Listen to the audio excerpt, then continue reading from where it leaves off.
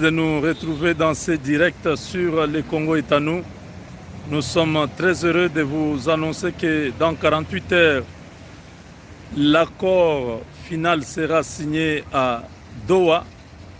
Cet accord imposé par les États-Unis, une forte délégation américaine est arrivée au Qatar, dans la capitale Doha, pour imposer ce que Trump trouve à faire, parce que les aventures de Paul Kagame doivent s'arrêter.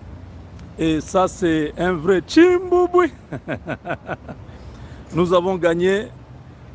Les deux parties viennent de recevoir les drafts, donc l'accord préliminaire.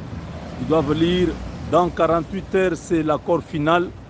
Chers amis, Paul Kagame et les M23 sont sortis main bredouille. Écoutez ce qui est décidé. Ah là là là là là là. Fin des négociations du processus de Doha au Qatar.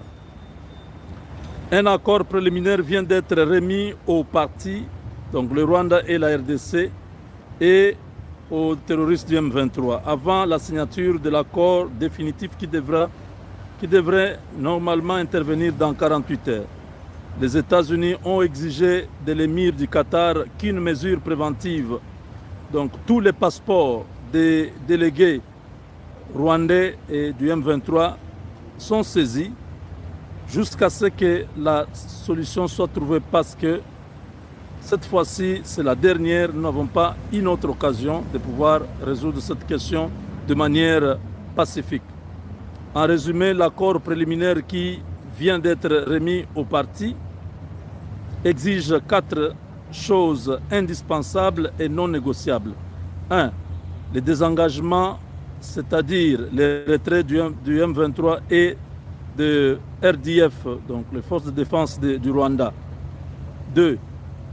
Désormais, les FDLR sont désormais considérés comme une menace résiduelle de 1500 hommes qui n'ont jamais entrepris une action contre le Rwanda, mais qui ont manifesté l'intention de rentrer dans leur pays.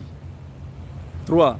Les USA exigent la dissolution du M23 AFC, qui ne devrait même pas se transformer en un mouvement politique. 4. Pas de mixage, pas de brassage, encore moins exiger l'organisation d'un dialogue politique quelconque où les membres du M23